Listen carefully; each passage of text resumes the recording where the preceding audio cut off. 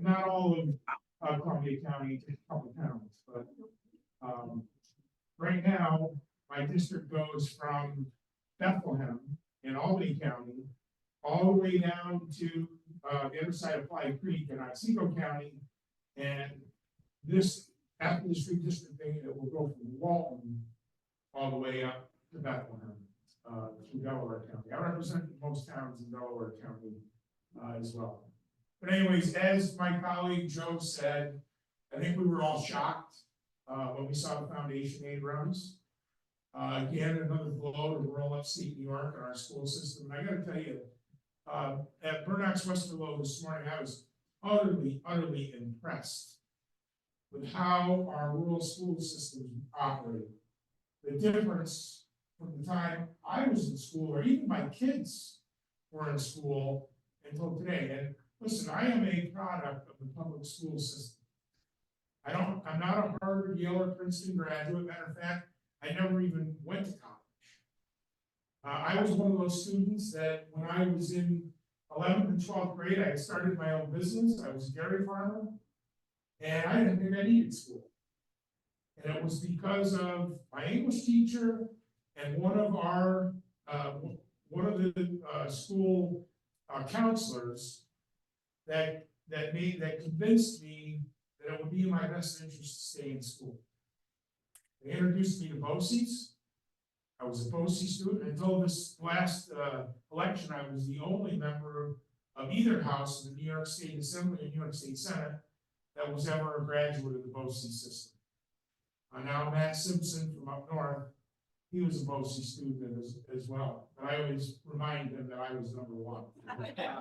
But you know, if it wasn't for being an FFA, which I am a big supporter of, is Future Farmers of America and our ag curriculum in our public schools. If it wasn't for that, I probably would have been one of the numbers that at age 16 would have been out the door. But that school counselor and my English teacher, Mrs. Leary, I'll never forget her, convinced me to stay there and get my education. And I gotta tell you, 35, 40 years later, I had a very successful career in the private sector.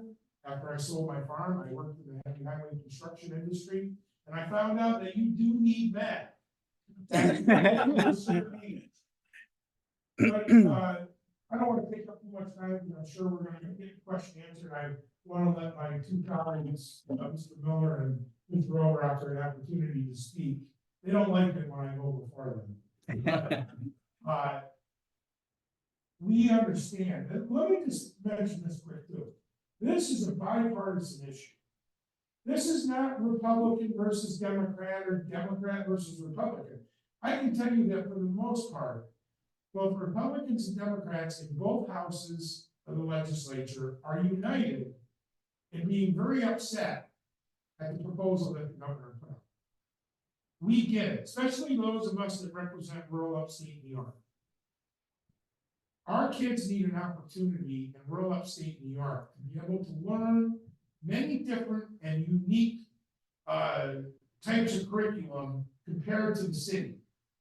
Our kids have to be prepared to go to college. All of us, I'm sure, can agree that I was lucky. Not too many times can you be that successful and not take some sort of furthering education after you get out of high school and be successful. And in today's world, they say that you need a $120,000 a year job to even be able to afford a house. I can tell you, without a college education or some sort of CTE degree, you're not going to buy $120,000. You're not going to make $120,000 in New York State, whether you live upstate or downstate. So with that, I'm going to turn it back over. I just want to say thank you. I really appreciate the opportunity to be here and speak with you folks, and looking to see that we can all work together and solve this problem and make sure that our kids get the proper education that they deserve. So thank you. Thank you, Chris. And we're going to turn it over to Assemblyman Miller. Thank you for joining us. And I'm glad we got the mics fixed for you. Well, thank you for having me, and thank goodness for modern technology, something we all learned to use during the COVID pandemic, and it's really turned out to be a great tool. I'm sorry I can't be there, but my two colleagues before me probably covered everything that is going on. We have everything going on with our school aid runs have come out, and I know Chris has talked about that because I couldn't hear Mr. Angelino before that. But one of the biggest things that we were concerned about was the hold harmless end of it. When we went to fully implementing the foundation aid last year, and this just happened to be part of it. There's 720 schools, public schools in New York State. There's probably a few more than that, but half of them were affected by the hold harmless provision on this for not having it. And we had press conferences on this. This is it's an education issue. I've talked to many superintendents who are experiencing this problem. They're losing money there, and the cost of doing business in education, it's becoming more and more and more. But I've been involved with the education system over the last 12 years. My wife was the president of the Sequoia Valley Board of Education. So, I lived everything that's going on in education. Some of the conversations during Thanksgiving dinner or during dinner really got to be very, very heated and very, we both learned from each other. But here in New York State, we have the top. We have one of the best education systems in the country, and we want to keep it this way. And I talked about COVID when we first started, and I know everybody here in the room and everybody who's on the Zoom. We're gonna have a cohort here for the next 12 years that's going to be affected by the COVID pandemic. And all the remote learning and all the catching up, not only educationally, but their social issues too. So there's a lot here to talk about. And, we're looking forward to all the questions we're gonna have. And I just want to touch on one more thing. I know Chris talked about it, was all the FFA kids in the office, in the Capitol on Tuesday during Lobby Day, and, FFA week here in Albany. And ag in the classroom has really been one of the big things for me, because it brings back a lot of STEM education and a lot of things I think the kids really need, not only just on the educational end of it, but the leadership parts that they get and all of that.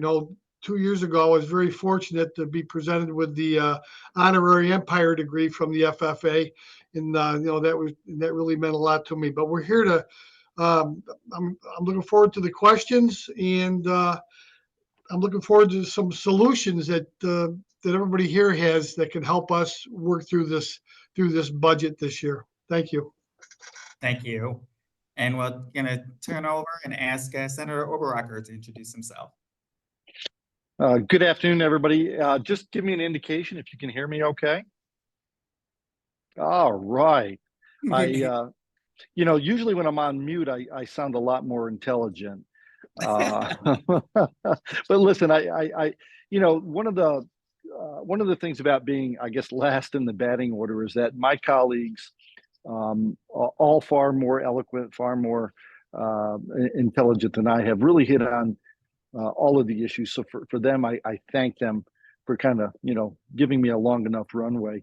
I'm going to throw a number out to everybody and see what you think. So $29,961,516. That is the amount of aid that is leaving my 51st Senate district. I had a chance at budget hearing. I'm on budget and finance for the Senate, and I'm also on education and higher ed. And one of the reasons why I'm not physically in meeting with you folks today, so please excuse that. But where I went to our commissioner Dr. Rosa, and I said, so I hear terms like fair, equitable, equity, excellence, all these things.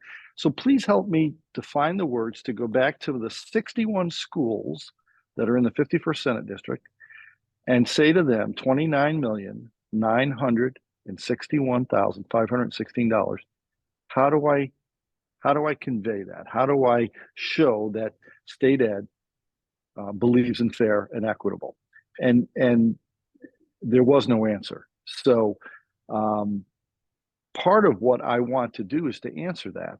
And the answer to that is simply my rural district, our rural district, the district that I share with my assembly colleagues, we're being basically used to balance a budget where monies are going downstate, and we're doing it literally on the backs, or more appropriately, the backpacks of our second graders. And it's unconscionable, and I don't agree with it. I am extremely upset with it, and I am going to be working diligently to correct that. Now, here's the other thing. Two things real quick, and then I'll relinquish my speaking role, I guess. This could have been done so much better, right? We could have given our superintendents a runway. We could have signaled to them that if this is the way it was going to go, we're going to look at a phase-in period of even 2 years, which would, I think, would have at least taken the shock out of the situation and would have given our superintendents time to put together a viable budget. Here's what we're going to be up against with our superintendents. They're going to have to budget from a defensive position. It's going to affect our workforce development issues that we see in our schools. They're going to potentially have to be reducing staff, which we all know where that goes. And the question that came to me, and I cannot answer 100% in the affirmative from my superintendents, is this the governor's way, if you will, of creating an environment so that schools will have to merge? I really can't answer that. I hope not.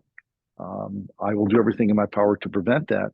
But those are questions that have come to me that, through this process that I hope to be working through. I will do my best to answer any and all questions that come forth. Again, my assembly colleagues are fantastic. We are a united group. We are working together. With that, I want to say again, thank you for the opportunity to talk and address you, wishing I could be there in person. Thank you. Thank you. We've had many people want you to be here as well. And we're going to turn things over to Regent Mittler now. Hello, everyone. I too, I'm sorry I can't be there. I'm in Richmond, Virginia. I have a daughter who's ill and family has to come first, but I didn't want to miss this opportunity to say hello and to thank everybody for all the efforts they've made on behalf of students and educators. There's a lot going on. The regions put forward a state proposal on the budget for desires, and we tried very hard to be reasonable. I mean, we want to ask for the moon, but we'll be happy just to get in orbit, to provide enough funds so that we can take care of some of the issues that are very serious. So I've heard people talk about lost time and the discrepancies in learning and the problems that are being faced. And money is part of the problem, but also it has to do with priorities and service and process. If you have unfunded mandates, then it's very difficult to provide the other services that are needed. We're looking at the social and emotional services that are now needed. We have students in school who've never learned the fundamental behavioral expectations of a school. So we have second and third graders who don't know how to walk in line, who don't know about raising their hands, don't know about taking care of themselves in a group, how to take turns or how to listen to others, to listen to differences. And all these social and emotional needs take time and effort. How are we going to support our educators in knowing how to take care of those matters as well as content area and subject matter? And many of these teachers also have families at home. And the issue comes to how do we manage all the stresses that are there? When we're in meetings and we talk about changing curriculum or supporting staff or looking at what we're doing, just keeping track of all the records. I know that the State Longitudinal Data System, SLDS project, was presented with, I think, $3.5 or $3.75 million grant just to get it underway. But we don't even have the staff to implement all of this. So it's important so that schools can talk to each other, so we can follow the data, we can look at trends. This is a big issue. We are also looking at some of the bills that have come up, which are really interesting to hear. I do believe, let me see, I have it here. There's a bill in the Senate, 3397, on extreme heat in school. It's also supported with Assembly Bill 7546 with Anna Kellis, and I think also Assembly Member Joyner. We have buildings that get over 100 degrees in the spring or early fall. And the children just can't function in that kind of heat. And they say, we don't have the capital funds. We need to look at having kids in a safe and healthy environment, but you can't function when it's 100 degrees in the room. So we need to take a look at how we'll take care of that. We have to look at the access programs, a Workforce Innovation and Opportunity Act, so that we can look at not only the funding and costs, but the eligible individuals. We're looking at grants like the TAP. How do we equitably provide funding for those who are capable but don't have the financial background? The Regents is dealing with all of that. English language learners, all the migrant students, the differences and the problems with safety. It is very difficult in some of these buildings to provide the kind of safe environment that you want. Police presence is not necessarily an answer. There is so much that we're taking care of. Teacher prep programs are another issue that's very high on the list of the Regents, so that you have fewer students taking making a commitment to becoming educators, but a lot of it has to do with finance. And we want them to have student teaching.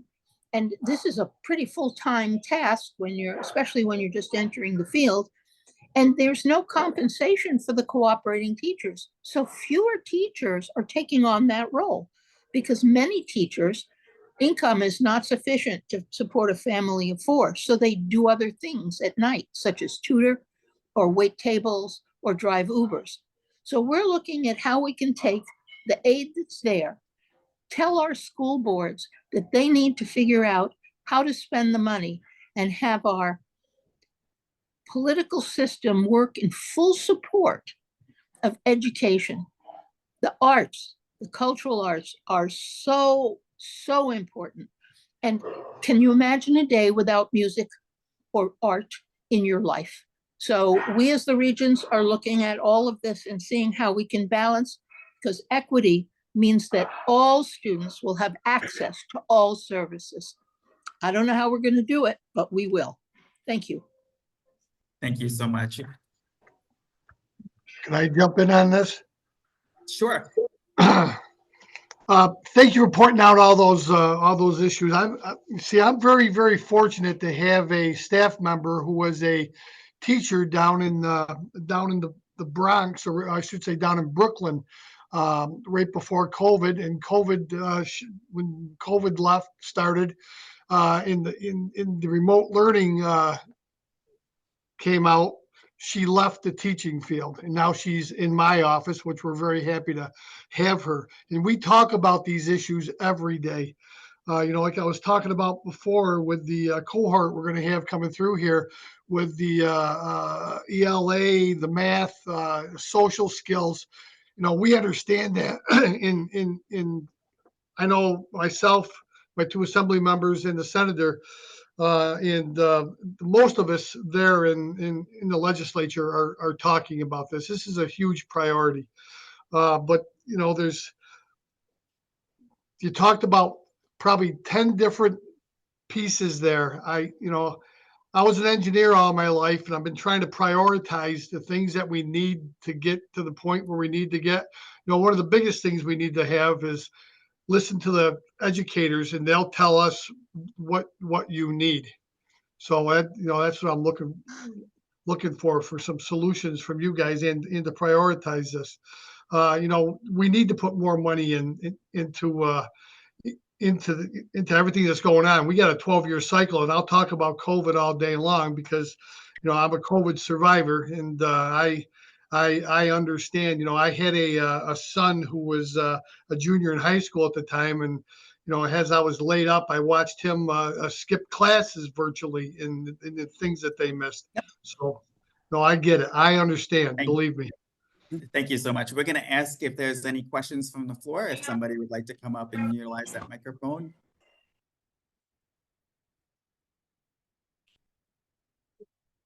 Nothing? Go ahead. See, now we got a line. This is great. Oh, I thought I turned it on and maybe I turned it off. Yes. Yep. I wanted to ask all the legislators, there's a bill called Health Equity Retirement Act being considered in both houses. The bill provides protecting. Diana, can you speak up a little bit? Yeah, there we go. Yep. The Health Equity Retirement Act has been considered in both houses. The bill provides protection of the health insurance of public employees, which would be state, county, town, school districts, for retirees, and prohibits their health benefits from being lessened, okay? As a retiree, I planned exactly what I needed to retire. And if that bill doesn't go through, it's going to be disaster for many retirees all across the state, and especially the teachers, because you'll find out when you're retired that health is your biggest expense. And if the people, the schools, decided on a certain way of doing their health plan, and then it's changed, it's going to be disaster all the way across. Well, I think you made the point right at the very beginning, when you said that you planned your retirement a certain way. I can tell you that I support the legislation. Before I was in the state assembly, I was a town supervisor in Schoharie County. Being a town supervisor also makes you on the county board of supervisors. I stood up for the union and employees because my parents were both county employees. And they were promised, when they took the job, that their salary was gonna be a certain amount, their retirement was gonna be a certain amount, and their health insurance was covered for the rest of their lives. And the county, and no fault to the county, but times were tough. Money coming from the state and federal government was slower. They looked to cut, and that's where they went to cut. And I said, absolutely not. We're not gonna do that. That's not right. You can't make a promise to somebody and then tell them, oh, by the way. And this is exactly what I should have said at the very beginning. And I don't want this to be political, but we have our priorities screwed up at all. Okay, I'm dead serious. And I'm not saying, I'm not saying that it's one party or the other, but there are people that are in charge, that are leadership of our state. Both houses are controlled by one entity. The governor's office is controlled by one entity. We continue to make bad decisions and not use any common sense. How in our right mind can we cut education spending, but then we're gonna turn around and spend an extra $150 million a year on swimming pools at state parks across the state of New York? Any of you that go to, and I think it's a great idea, but let's not cut education. If you wanna put the pools in, take care of the priority first, and that's the education of our kids. Now, I'm somebody that does go to state parks. I have yet to go to a state park and see all the pools go, but we're gonna build more. To me, that's not a smart investment. But I'll tell you what is a smart investment, putting the $29 million that Senator Overacker's schools are gonna lose. Because I know that that investment is in somebody's child that is gonna make a difference in this world.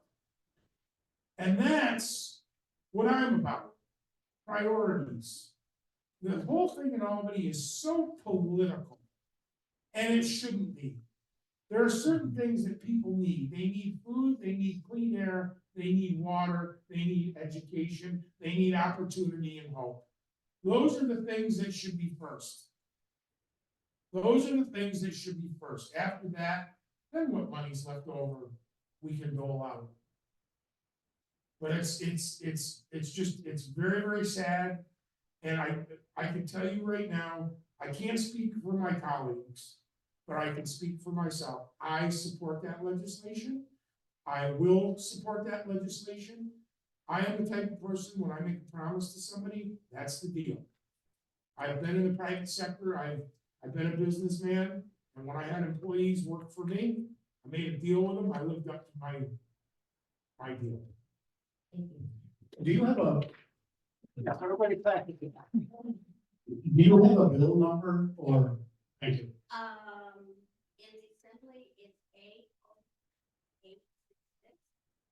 7866. 0866, yeah. Okay, And in the Senate, it's, okay, 08388. all right, I'm gonna check that. I may have already signed on to that, but Ms. Joyner has left the assembly, just so you know that. She was one of the co-sponsors. That doesn't impact it too much. But I just wanna say, I'm at the age of retirement, so that's behind me. Those people coming in right now into school teaching or any public service, the biggest detriment is the tier 6 retirement. So when I joined, I was a tier 2 member. And I got in at tier 2, and then progressively, each one has got a little less than beneficial. But there used to be a trade-off. There used to be, I made $14,000 a year when Victory Markets warehouse guys were making $26,000. But I knew I had my defined retirement, and my parents were so adamant, don't ever quit public service.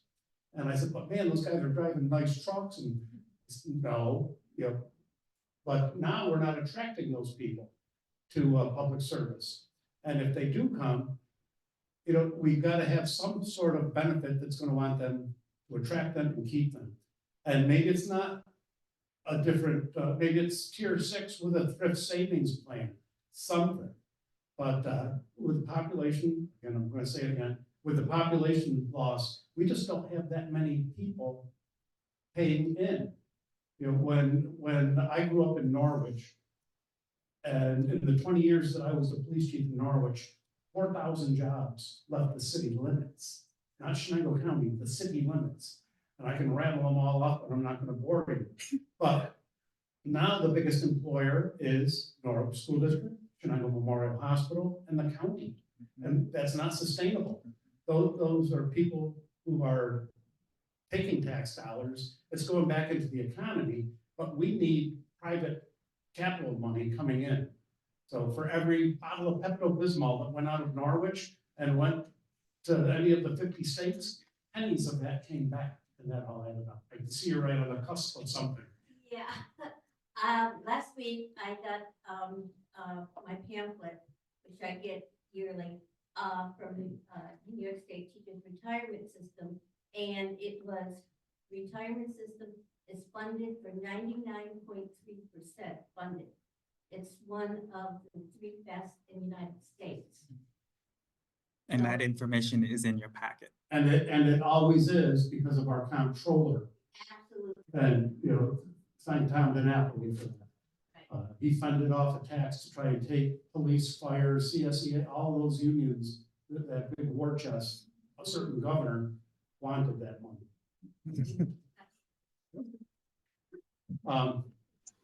Thank you. Is there anything that we can do, anyone here Yes. can do to help you Yes. do this in the legislature?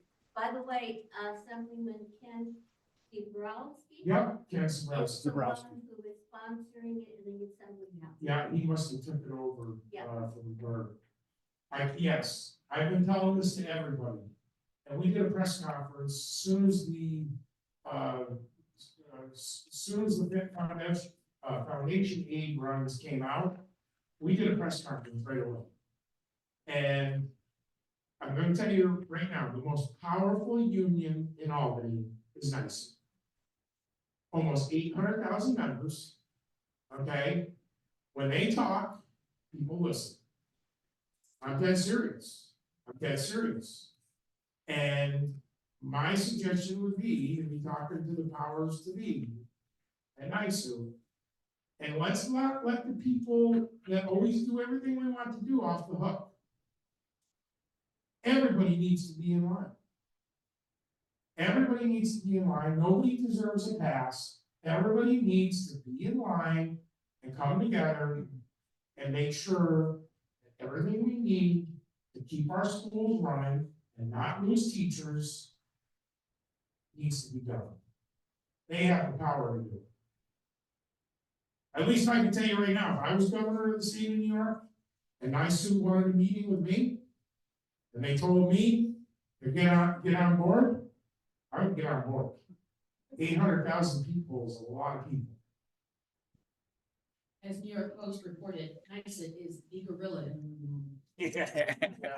My name is September Schechter. I am a proud public school educator from Cherry Valley Springfield Central School. I've met with several of you before at Community 100 and other NISA events. I am I'm a member of one of these school districts in Senator Oberacker's district that is losing a part of that $29 million. Senator Oberacker and I have talked several times. His children went to Skenevis, which is right over the hill from us, another tiny rural upstate school. And you had a great segue for me. I am here to talk about Tier 6. Currently, I, as a educator, this is my second career in life. I spent 15 years in healthcare and got kind of burnt out on death. I've now become a teacher. Kind of scares my students a little bit. I like it. It keeps them in line. However, with Tier 6 as it is right now, I will be retiring at the age of 70. I will be using my walker to get to my classroom, which currently today was 62 degrees. I know we have issues with 100-degree heat, but we also have issues with cold. And I have to tell you that it does not matter what bill we sponsor, but everything, every single dollar that we are funneling into any program here in New York State is going to be absolutely worthless when no one lives here. Yeah. And it's not just our students who graduate and leave and do not come back. It is going to be the teachers. I can't work in a classroom with 11th and 12th graders until I'm 70. They keep me young, but they don't do that much.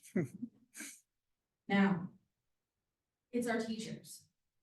And we talk about how we don't have people entering into education. We talk about how we're not recruiting teachers in New York State. We need to make it so that they want to come, so they want to work here. It's incredible the amount of money and time that it takes to become a New York State teacher. And then what we're paid. I'm gonna be paying off my school loans until I'm 75. And that's with the reductions in all of the special programs. We have to start looking at the fact that we're not going to have a New York unless we have education. And as Assemblyman Tagg said, we need to have priorities. Absolutely. We are taking it out on our children. We will not have people stay in the state of New York. Our school district is reduced by half of what it was when I graduated from it. And our schools will continue to be this way. They talk about merging and maybe that can be an answer. That's great, but we don't want kids on a bus for over an hour each way to school. Yeah, great. Let's merge into one giant super district in Otsego County. That's still not going to fix the problems in Albany. Last year, we all rejoiced when we got fully funded foundational aid. I cannot tell you how excited I was to report that back to my union. But it's turned around and it's bit us in the ass. Pardon my Yep. French. How, I know we've got a lot of work to do to fix tier 6. How are you supporting us locally with that initiative? Are you supporting these bills? Are you helping bring them through? What are you doing to help give teachers and pay teachers a fair wage and an actual retirement here in New York State? Well, I'm pretty aware. Okay, go ahead, Brian. No, Joe, go ahead. I'll go after you. All right. So that's why I brought it up before you even got up here. Tier 6 is just a disaster. We can't even get a DOT snowplow driver to start a job. That's gotta be changed. I just want to give you, when you're talking about there is gonna be no more New York. Sometimes I wonder if that might be by design. I sit in the assembly chambers with people who would love to depopulate upstate. Who's from Delaware County? Delaware County, the fastest population loss of any county.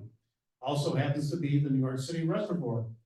You know, not only does Delaware County have to live under New York state laws, they have the DEP regulations on top of that, preventing broadband, any kind of, any kind of industrialization or, progressive over there. I don't have cell phone service at my house. Well, what I don't know if you saw, I clicked on Zoom. I'll probably have Zoom to Lawrence and then I'll probably drop. But, so anyway, there's 150 members of the assembly. You have 3 right here. Of the 150, 100 of them are from New York City and Long Island. All right, where do you think has the clout?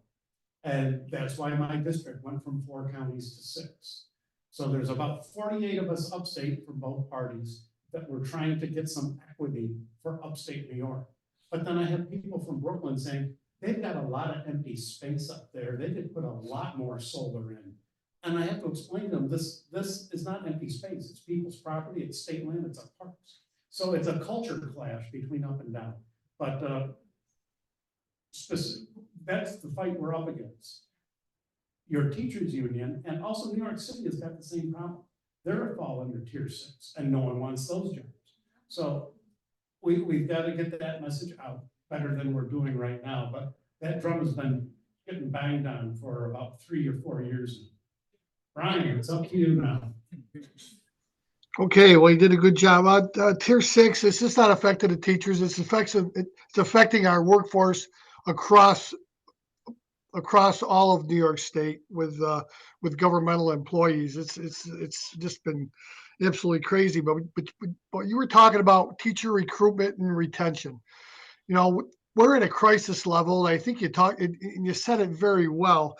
Over the next 10 years, we're looking at what a shortage of 150,000 teachers coming along, and there's nobody entering the field. Luckily, my niece is entering the field. She's over at Utica College right now in her 3rd year, and she should be in the out employed after a year and a half. But there's no way to recruit, retain. We're asking you to do more and more and more.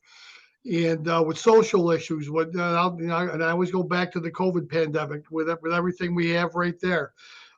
Your retirement's not where it needs to be. We're trying to rely on retirees coming back into the workforce to help out all of you, but we're limiting them at $35,000. I know during the pandemic, the governor did raise that up to 50. Now it's back to 35, and that needs to be addressed too. But there's a lot of issues here, and being from rural districts, it even handicaps us. And I know Joe and Chris talked about it before I do, but that handicaps us more than anybody else. I know, the big 5 are all the downstate schools.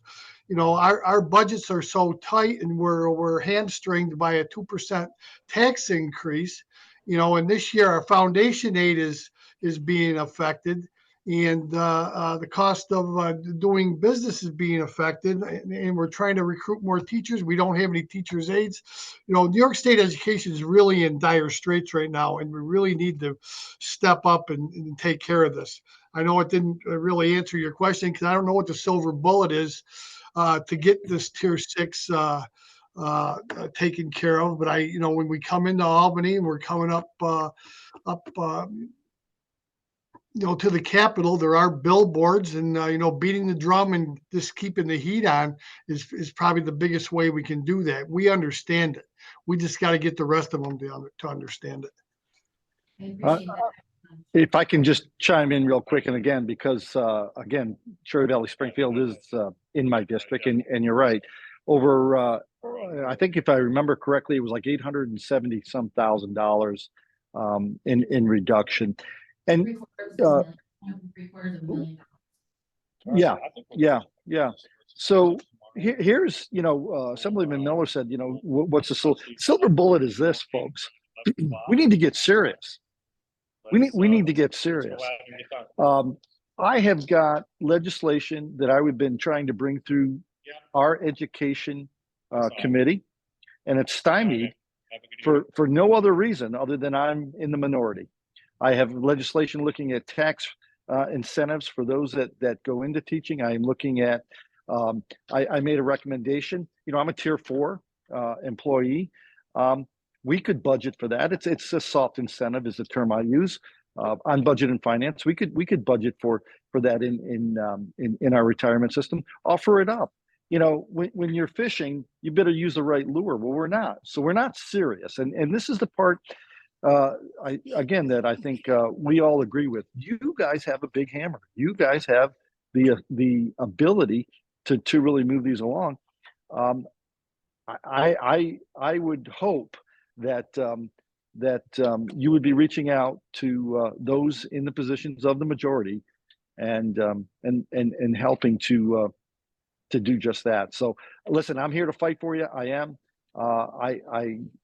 I'm hoping that we can make some significant changes. Again, like I said, being on budget and finance, I've already expressed my my desire to do such. Thank you. Thank you very much, Senator Rucker. Are you still on? I'd just like to talk about one bill I have right here that, you know, that we're trying to help with the teacher recruitment. You know, we have a bill in the Assembly, 7571. You know, it adopts the Interstate Teacher Mobility Compact. What it does, we're trying to make it easier for military spouses to work as teachers in New York, and you know, that's a huge thing for us. And you know, we have several of these compacts that we are working on with Leader Ort in the Department of Defense.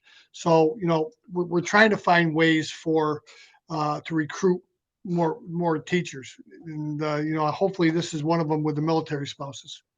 Yes, and that is something that we did resolve at last year's RA at NICET to support. So we do appreciate you bringing that forward. Let me just bring up one quick thing.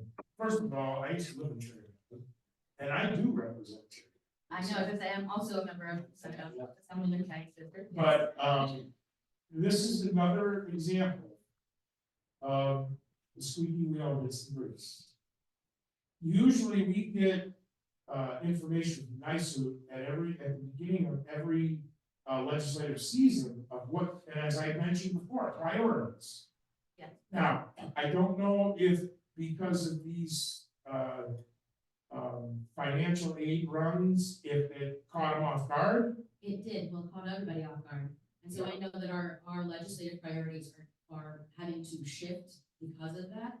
I know that we will be meeting with many of you during Committee of 100 at the beginning of March. And we will have those priorities put together by then. But I think the foundation aid, and you know, as you said, it surprised everyone. It shocked superintendents and school districts and, you know, congressional members alike. Well, I would think that the enlisting of new teachers and the retention of teachers that have been there would be the most important labor part of this issue. And I would make sure that NYSU, I would make the make the comment that I said that maybe that should be one of their top priorities, and as Brian said, we all have bills in committee. And because of the political games that are played, those of us that are in the minority, and again, I'm not being political, I'm just telling you the truth. It's honest and we appreciate that. That's right. Our bills, they get held. Every time we go to committee and they come up for a vote, the bills get held. And so it's very tough. Now, usually if it's a very good bill and you have a friend on the other side of the aisle, sometimes they'll come and ask, take the bill on your behalf and push it. But there's this thing that we can't let the other guy look good, or the other lady look good. They came up with a great idea, but we're gonna change the wording in it a little bit because they'll still get credit for it, because we know they had the bill. It's so ridiculous. It's like kindergarten. How do the kids in kindergarten at your school are more respectful to each other than what we deal with in Albany?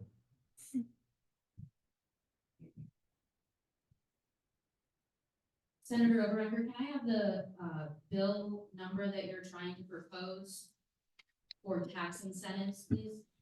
I don't have it unfortunately handy with me, and I do apologize for that, but I will absolutely get that to you by tomorrow. Thank you. You're welcome. Hi. My name's Keith. I'm a teacher at the I'm also in part because it is an important issue, and you know, it is an issue that's going to need a solution. As you may know, Tier 4 has been fixed. Tier 4 has penalties, and that's Tier 6 does. I said did have.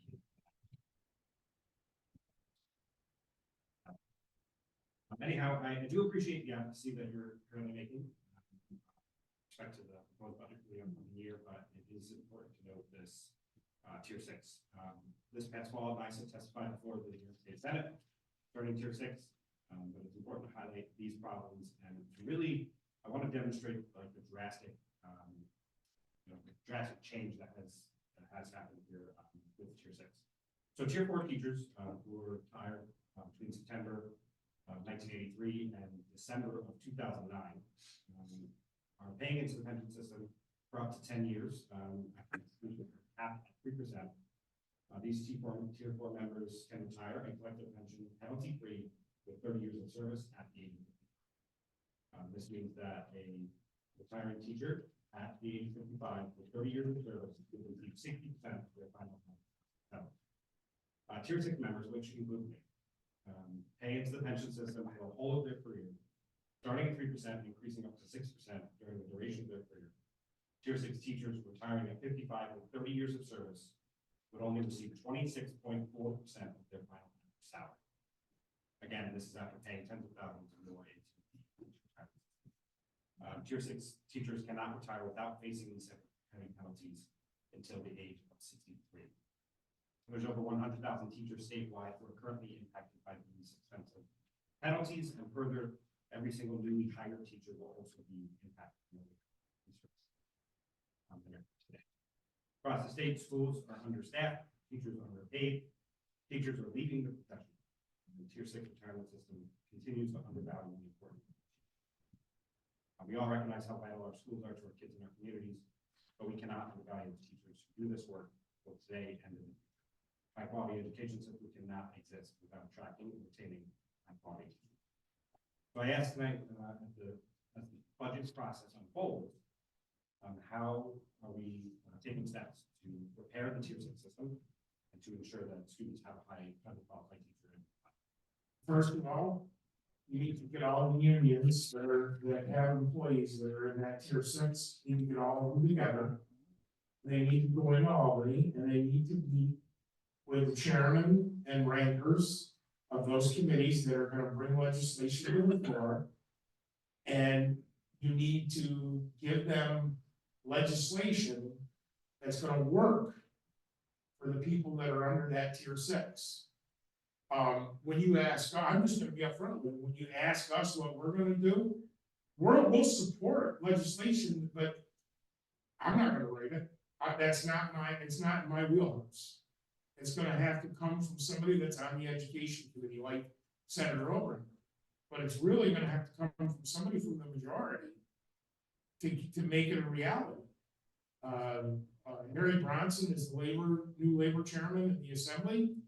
You know, I would start off with, you know, letting him know.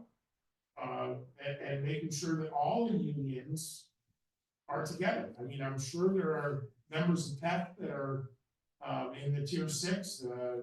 Probably every public union has probably got members of tier 6 now.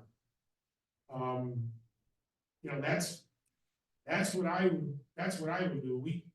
Unfortunately, the way Albany works, and sometimes it's portrayed this way on TV, it's like, you know, a guy saved somebody's life on the side of the road, and the commercial is, well, I stayed at Howard Johnson's last night.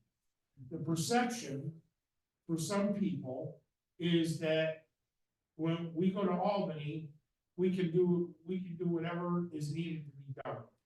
Unfortunately, that's not how it works. We are confined to, in most cases, our own, what committees we're on. Like I said, I've been there almost 7 years, and except for local bills and what bills other members have taken from me on the other side of the aisle, I haven't passed one piece of legislation because they block it in committee.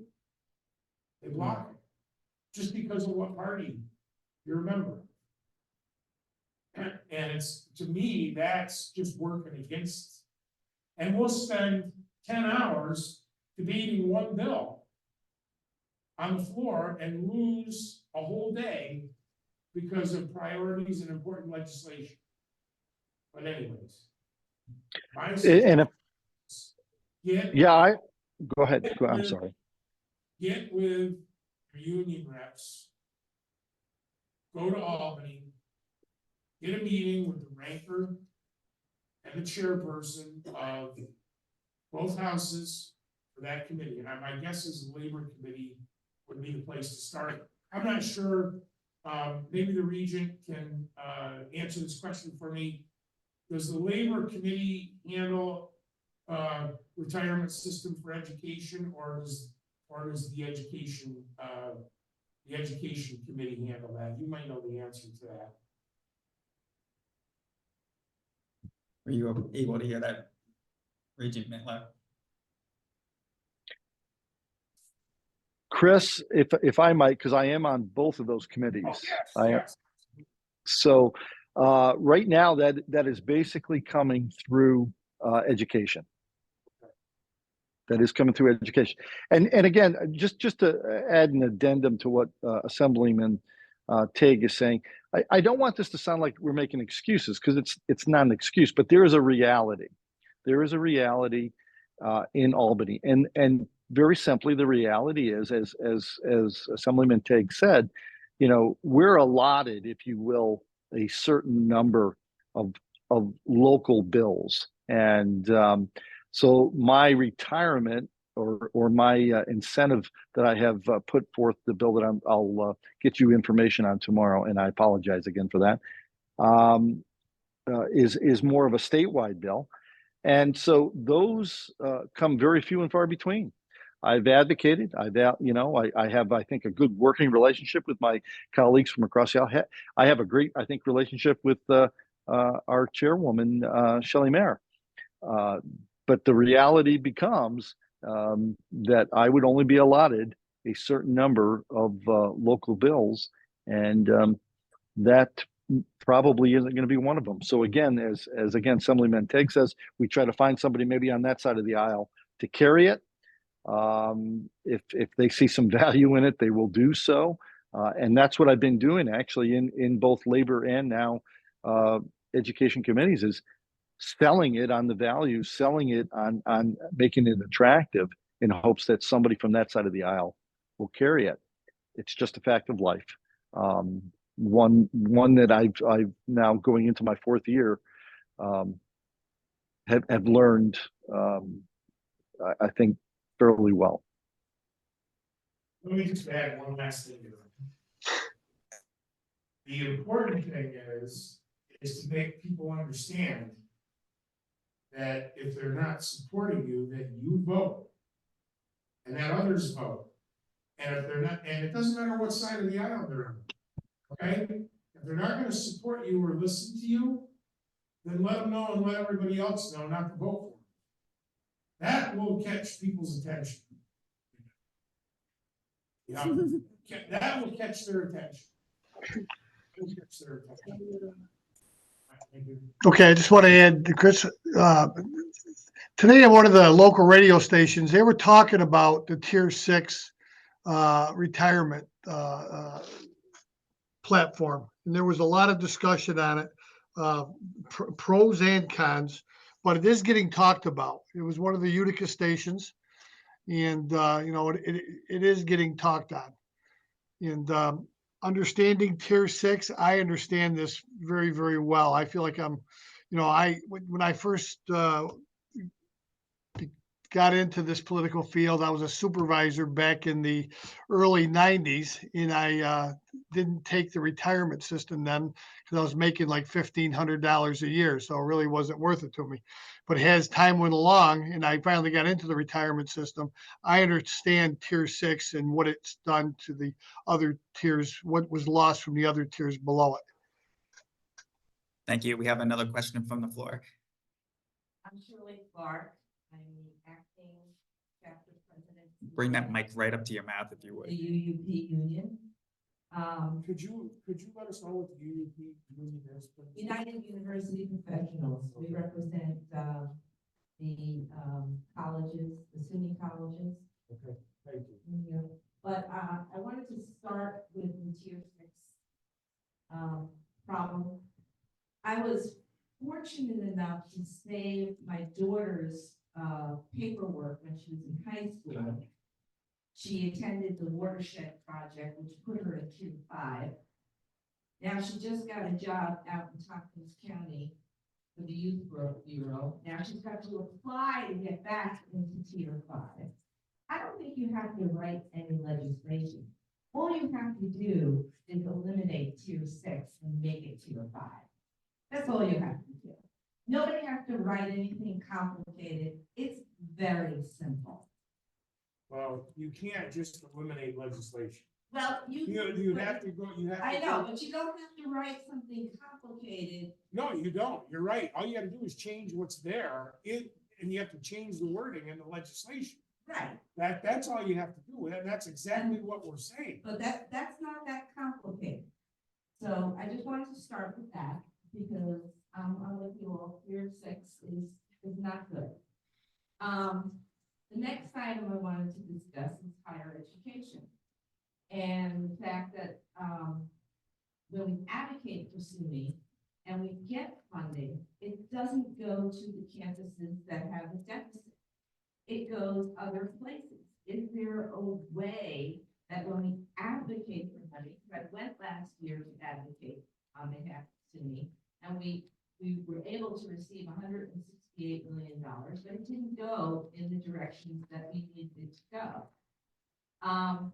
Is there a way for the legislator to tell SUNY where the money should go when we go to advocate for it? Just like when you donate money as a fund, you're a philanthropist, and you say, I'm going to give, this organization or this college this money. I want it to go to science students only or something like that. Is there a way that the legislators can do that before they allocate the money? It's going on right now. There are letters that are going on to both the speaker and the majority leader in the Assembly and the Senate and to the governor. Because we haven't done our one house budgets yet. So there's already letters from Assembly members like Senator Overacker, myself, Assemblyman Miller, Assemblyman Angelino will write letters of support for SUNY Oneonta, SUNY Delhi, SUNY Cobleskill, probably SUNY Morrisville. All the SUNYs in our district, we will write letters of support and ask for funding to be sent to them. We do it every year. And that's That's what we do. Every year we advocate for those educational, facilities within our districts.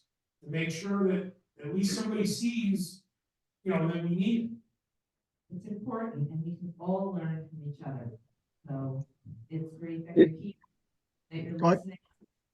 And I was just going to say too, if I might, in fact, this morning, I don't know if anybody knows this, but I have the most SUNY schools in the legislature in Albany. I have 8. Yes, And I had a, ours. You have ours, Senator Overbacher. We're counting on you. I hope you Yes. advocacy day. yes, and I just had with budget hearings today. Reason I'm not with you physically. Budget hearings today. I actually had a chance to talk or put that question, just what you had said, to Chancellor King, and I said, with all this added funding that we are looking at in the proposed budget from the governor, I said, is any of that going to be used to reduce tuition? Why are we seeing some lower enrollment rates and these type of poignant questions? Again, the chancellor asked it, but we call it a pivot. He didn't really answer the question as well as I would have liked. But understand this, again, having 8 SUNYs, and I am on the higher ed committee as well. I have been advocating and pushing to establish a foundation level of funding so that our SUNYs know, like with anything, we can't have one year good funding, 1 year not. The games that are played have a base figure, have a base level of funding.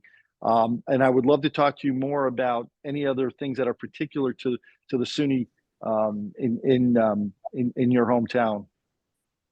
Great. I'd like to chime in on that just for a second. I'm on the higher ed committee in the assembly, and I spend a lot of time with my SUNY schools.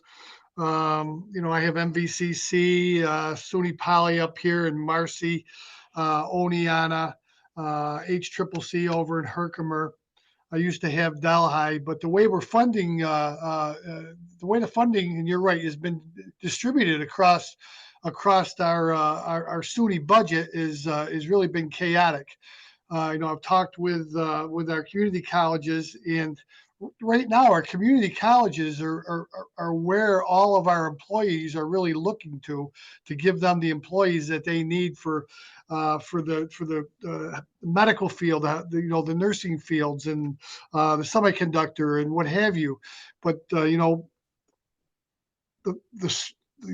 community college funding model hasn't been, we in New York State haven't kept our end of it. We've tried to shift it more onto the counties and onto the counties and onto the counties, which doesn't make sense. And we're not taking care of our contract, which in turn, like Chris and Peter said, is, it's trying to put it on the backs of the tuition payers. And this is just crazy, and we've talked with Chancellor King. He knows where we stand. We've written letters, and we're not going to stop until we can get this straightened around.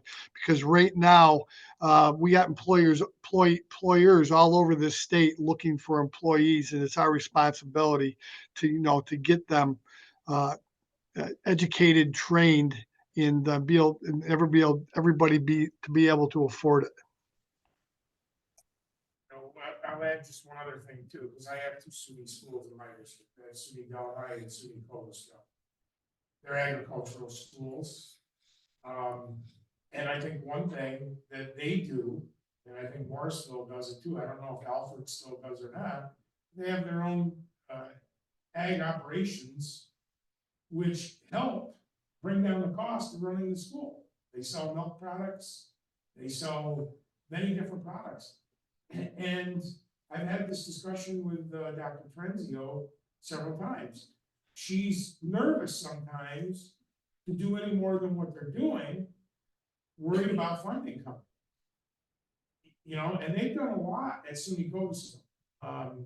They have the entrepreneur program, where now we have people coming in, creating products, startup small businesses, they do the packaging there.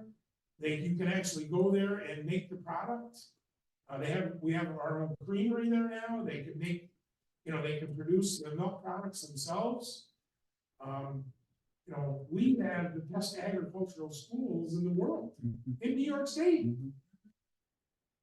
In New York State, we have Cornell, we have SUNY Cobleskill, Delhi, Alfred, Morrisville. I mean, they are the best agricultural schools if not the world, definitely the country. And we should be making hay about that. We should be making hay about it. Most of the kids that go to the SUNY schools end up at Cornell. That's where they go. I think we have time for one more question. Can I ask a second question? Sure. Okay, when the governor's budget came out, there is no funding at all for teaching centers.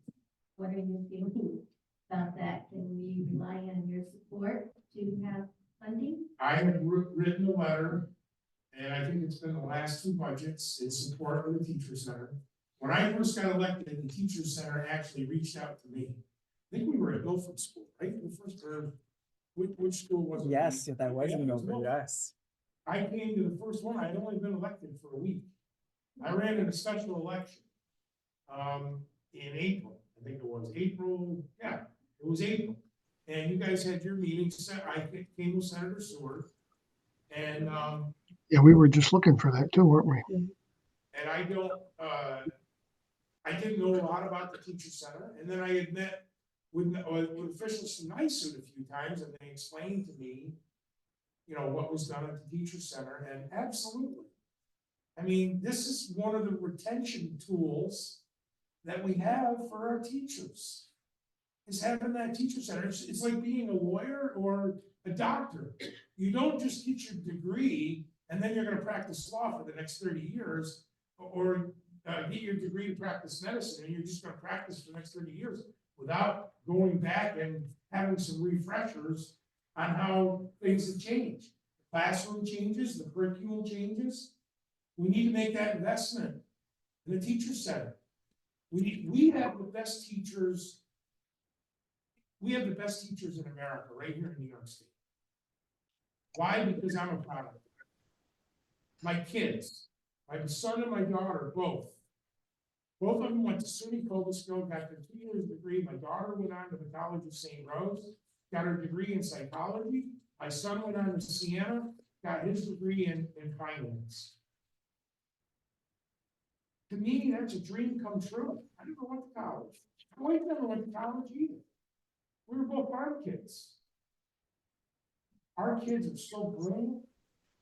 I don't even know how to use one of these. I had to have my daughter show it. I'm just being honest. Today, I went to Burn Oaks Western Middle School, and what I saw was incredible. And I'm a big, and besides the public school system, I'm a big supporter of BOCES. A few years ago, I went there for the first time and I go there quite often now. We had 12-year-old girls working on a cure for breast cancer. 12 years old. And in the next room, we've got young boys and girls building robots. At 12 and 13 years old. We got kids at 16 and 17 in junior and senior school that are going to that technology BOCES program, and they are working on building stadiums. 2 kids, one from Cobleskill, Richmondville, and one from Duanesburg Central School, both worked with the company that got the bid for the Pepsi Arena. That's incredible. If you asked me when I was 16 or 17, I was going to the barn to milk cows. That was my extent. And my mother would yell at me because I didn't read my English assignment. These kids are so far ahead of us. It's a failure on our part if we don't keep the ball rolling and if we don't stay ahead of. So to make a long story short, I 100% support the teacher center. And he knows that. I told everybody. I think it's very important. It needs to be fully funded. And to me, I think that every teacher that has the opportunity to take advantage of it should. Thank you. You're welcome. Just want to answer on that. I see the benefits of the teacher center. I support them. We do a little research on everything that we're going to talk about at these meetings, and we saw that it wasn't being, it's not being funded in this year's budget, and I don't know why this is always a line that has to be added. Right here where my district office is, we're right here in New Hartford. And, teacher centers and all that's very, very important to all of us, especially now when we're asking you to do more and more and more and more. So, this should be a line in the education budget. Just should be left there. And we're going to work on trying to keep it there. And I can only add that I would hope that Assemblyman Tague and Assemblyman Miller stop stealing my notes on the subjects. Thank you. I always end up going last, but tonight I'm here. Before you. Well, thank you to everybody for coming. Sure, yeah, absolutely. One last thing, I don't think a lot of people understand what our teachers and our school system provide to our communities. And I had this discussion with Melinda person today from NYSU. Coming from a rural community, our schools are usually our center, our community center. It's where everything's going on. Whether it's a basketball game, football game, baseball, soccer. It's also where our kids go for after-school activities, whether it's FFA, student council. I know they don't call it FHA anymore, but Future Homemakers of America. All those little programs that they had in school when I was there that kept me out of drugs, that kept me out of trouble, that convinced me that I wanted to learn more and I wanted to be successful in my life. Nobody ever judged me. I told Melinda today, I said, I remember every single teacher that I had from kindergarten till graduation. That's how important they were to me. Our schools are safety and security of our children. And I know we hear terrible things happen sometimes in schools, but for the most part, 99.9% of the time, our school system, our teachers, our administrators, they are the lifeline and safety and security of our kids. We all know that we have kids in our school system, sometimes the best meals that they get every day are at the school. Mm-hmm. We know that sometimes their teacher cares more for them and does more for them than the care that they get at home. That's just a secondary reason why our schools are so important. Our schools are also like in most areas, our volunteer fire and our volunteer EMS workers. They don't do it for money. They do it because they care. They care about the community, they care about the kids, and it's a passion that most teachers have in life. That's why they went to be a teacher. Because if you wanted to be rich, you would have went and been a lawyer or a doctor. So that's how I kind of left it with Melinda today is I felt that we owe it to our schools. And if you look at the numbers, our rural schools have been overperforming of what they said you were going to do. The kids' numbers. And let's not forget, we went through COVID. To me, that's a badge on the chest to our teachers. Because it doesn't just happen. It doesn't just happen. I'm one of 150 people that represent 20 million people in the New York State Assembly. I do not have a college education. I was very successful in my private sector life, but it came from what I learned from good teachers and a very good education system that wouldn't even be thought of in today's world. So I just thank you for allowing me to be here this evening. And listen, I'm going to do everything I can for every aspect that we spoke about tonight. I just want to thank you for the opportunity to speak my mind and answer your questions, and hopefully you'll invite me back again. Thank you so much. We very much appreciate all of our invited guests and you here in the audience. Can I jump right in for one more thing? I just wanted to circle back real quick. Sure. Okay, we've been having a lot of advocates come in the office and talk about benefits, healthcare benefits for retirees. We had a very interesting one come in this week. It was the bill was A7866. And it's in New York City. They switched the retirees' health benefits and told them that their doctors in New York City region would still accept their new insurance. But however, this is a problem that the group in our office brought up. Is a lot of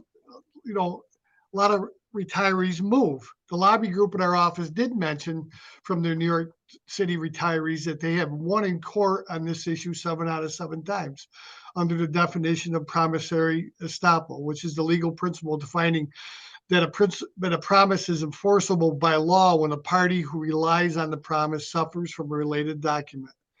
We saw one of our upstate counties try to do this too. Over in Cortland County, the Cortland County legislator voted to rescind this decision to change retired county workers' health insurance.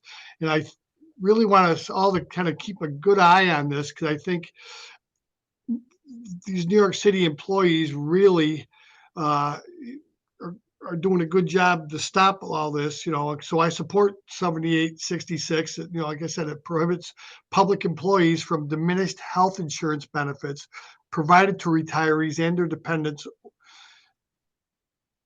or the contributors of such employee makes for their health insurance.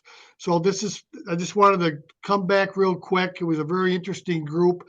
I think it's going to have some impact on what's going on down the road here, and it could impact a lot of things that happen along with Tier 6, hopefully. So let's all keep a close eye on A7866. Thank you.